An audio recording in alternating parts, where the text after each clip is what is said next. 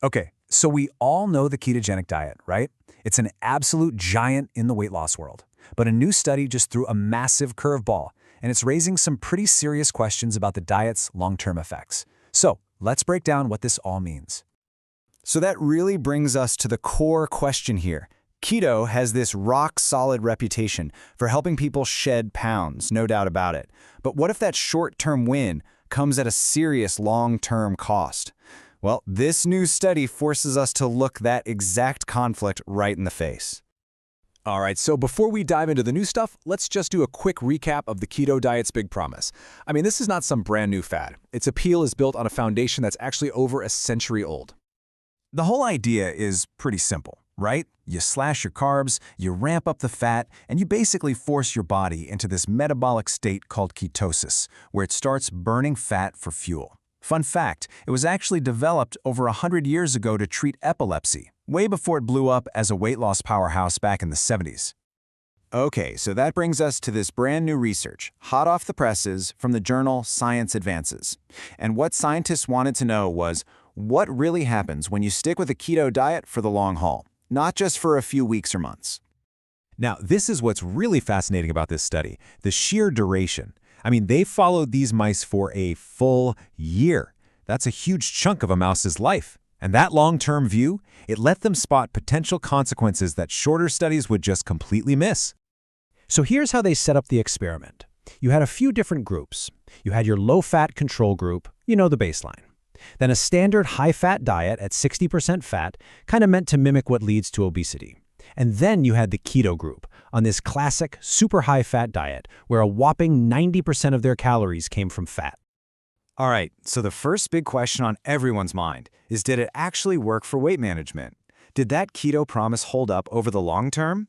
Well, the study gave a pretty darn clear answer on that front. And the answer? A resounding yes.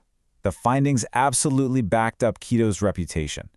The mice on that 90% fat keto diet, they gained way less weight than the ones on the standard 60% high-fat diet.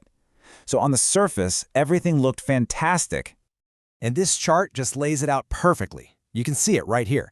The regular high-fat diet, that led to the most weight gain. The low-fat diet, predictably, the least. And the keto diet, it landed right there in the middle. Definitely better than a standard high-fat diet, but, not quite as lean as the low-fat one.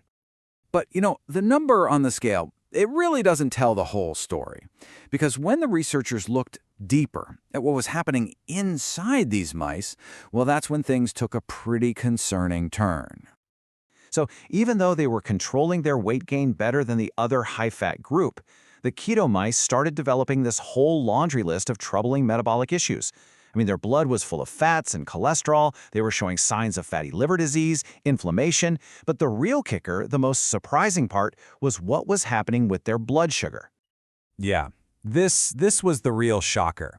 Their ability to manage blood sugar was actually worse than the mice on the regular high-fat diet. They had developed something called impaired glucose tolerance.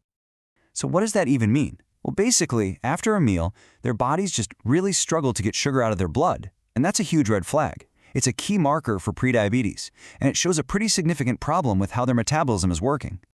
And listen, this is a really crucial distinction to make. The mice on the normal high-fat diet became insulin resistant, right? Their bodies made plenty of insulin, but their cells just kind of started to ignore it.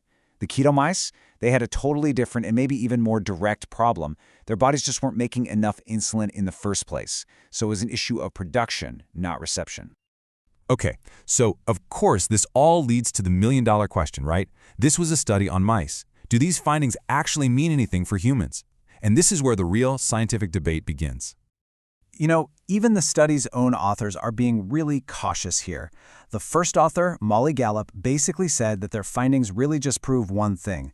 We urgently need more of this kind of rigorous, long-term research in humans. And then you have other experts who are even more direct. Dr. Adam Wolfberg, who wasn't involved with the study, put it pretty bluntly. He said mice are not small humans, and pointed out that medicine is just littered with findings from mice that just don't pan out in people.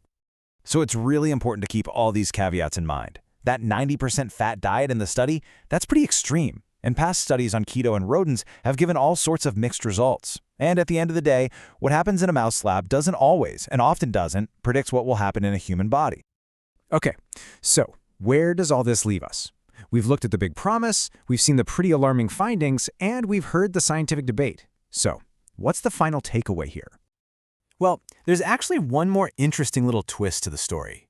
The study found that this metabolic damage wasn't necessarily permanent. When they switched the keto mice back to a low-fat diet, their metabolic health and their glucose tolerance improved in just 4 weeks.